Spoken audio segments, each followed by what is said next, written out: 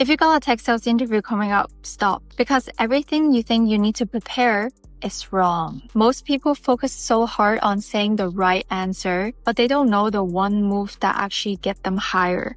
And it has nothing to do with perfect answer. It's one smart question that no one asks. I'm Yvonne Zhang, and now I'm gonna show you how to stop sounding like everyone else and start standing out like a closer. I broke into tech sales with no experience from a data analyst and started making 10K a month. And I built a system that works for all my clients. And some of my clients are landing tech sales offer at top company like Okta and Toast. Here's the truth, guys. Tech sales interviews are not about being perfect. It's all about being memorable. Most people answer like they're doing a school test. But we're adults now, guys. The hiring manager, they're not grading you. They're just guessing to see if you can hit target, handle objection, and build trust with the customer. So let's go through 5 questions you will definitely get and how to answer them so they will perceive you as the strongest candidate. First thing first, they will always ask you, tell me about yourself. I understand once you hear this question, you'll be like, oh my God, I grew up in China, moved to Canada alone at 16. And then I was a data analyst and now I want to break into tech sales. Don't start with your personal life story. That was my story. But you need to tell them what is actually matter to them.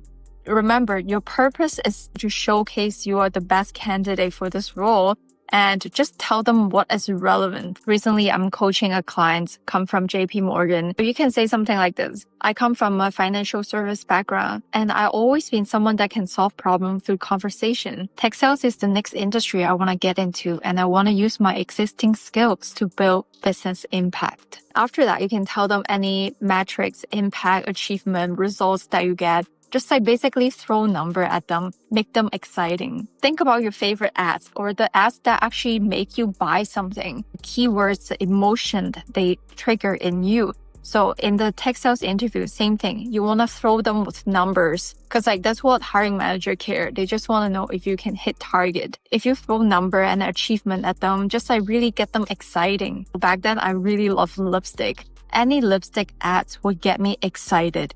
For example, they was like, oh my God, this color is the newest one. You can use that for lips and cheeks as well. My eyes instantly just got brighter when I hear those words. So same thing in tech sales interview. You need to tell them some key number, achievement, and then tell them how good you are. Just show the best side of you and set a strong impression. And then second question they will want to ask you is why tech sales? A lot of clients I work with, they come from different industry. They come from mortgage, financial service, and also telecommunication. So a lot of time when people see your transition from a different industry, they will want to understand why tech sales. Some very cliche answer, I hope you don't say it. It's oh my God, tech is booming. So I want to get in the industry. In a way, it is true, but it's too cliche. The hiring manager is so bored hearing these things. So I'm going to get you started with a couple points and then you can add in with your own personal twist. So for me personally, I just really want to be in a place that effort equal income. Because in tech sales, you get a base salary that you get paid out bi-weekly. And then you get a monthly or quarterly commission, depends on the role you get in. So it's a very stable income, plus you have uncapped commission. That's exactly what I want. So if that's what you want, you can be very straightforward and clear. Tell them you're hungry for money. Don't be shy to be oh my God, isn't good to say I like money. Yeah, of course. Everyone wants money. And a lot of time people break into sales is because there's a potential of making way more. So you should show that you are hungry for money. And then second thing, it's I'm very competitive. For example, if I'm in the middle of the month and I'm second, I just feel oh fuck, I need to work harder. I want to be at the top. I want to be a leader every week. You can probably tell I'm a go-getter. When I have a clear goal, I would just run towards it. So no matter if I have a problem or challenge in the middle, I will always try to find a way to overcome it. So you can highlight your ability to solve problems, how to handle challenges. These things are all good quality in sales. I'm going to tell you a little bit about my recent client who is working at JP Morgan. He found me through a post I post on LinkedIn about my very first client. She was trying very hard to break into tech sales after she graduated from UW for 6 months, And then she couldn't. And when we first started working together for 10 days and she got 3 offers and eventually she landed at Toast. So my new clients that came to me, he found me through that post and then he was like, oh my God, I really want to work at Toast as well. He wanted to become the retail account executive. He told me a very warm-hearted why tech sales story. So he's basically saying he come from a very humble family, which me as well. That's why I want to make more money and provide to my family. Like he's working at JP Morgan, man. So like he's basically hanging out with finance bro or like company that is so rich, have money to leverage the market. Even though right now there's a lot of ups and downs, right? And he doesn't want to continue doing this, making rich people richer. He want to sell a software that can empower small business, which is the role we're targeting right now. They're basically targeting small corner store or liquor store in New York. If this video gives you the clarity you need, great. And if you want a proven path into tech sales, even without experience, that's exactly what I built Ripple Effect for. It's a program that I built to help you get more interview, kill the interview, and land offer. And if you're curious, let's book a call and chat more. I make the leap and I will help you do the same. Third question, they will ask you, okay, like sales is a tough game, how do you handle objection? Forget about the interview, forget about like everything. Just me giving you my true opinion. Rejection is part of the game. If you're scared, don't be. Let me share with you my experience with rejection. How can I come from a super shy immigrant girl to right now, I just acknowledge like rejection is part of the game. At the beginning, I understand when you hear no, you just feel like, oh my God, I get rejected. But like, if you think about it, rejection come from every corner of your life. For example, like if you're on a dating app, the guy ghosted you, or like when you ask someone out, the girl say no, then those are rejection. It's okay to have no. Let's say if you want to just get a boyfriend at the end of the year, and if you get 5 no's this month, it's totally fine. Like you still have May, June, July, all the months to look for someone else to get a yes.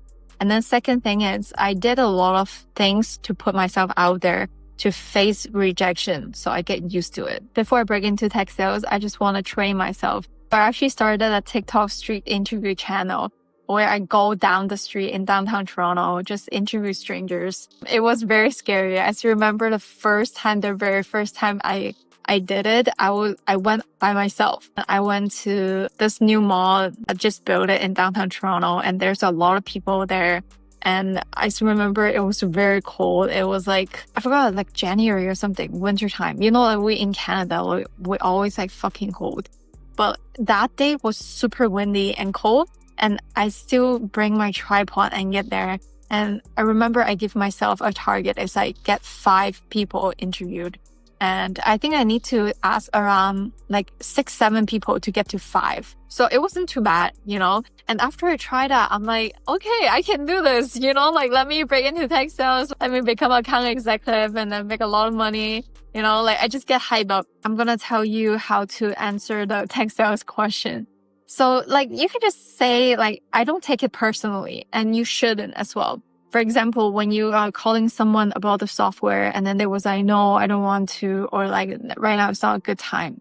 Just acknowledge that they're not rejecting you. They're just rejecting the software, which is fine. Like if he or she doesn't buy it, someone else will.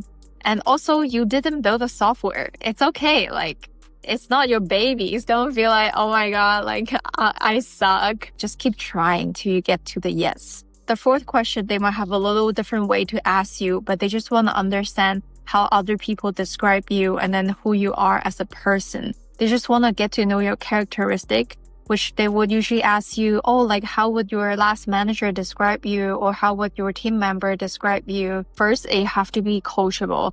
Everyone can be coached and everyone need advice. You need to understand that. If you want to grow, you need to take advice from people that know what they're saying. And then second is like in sales, you have to be result driven. Like you can be just chilling every day, be like, oh, like numbers doesn't matter.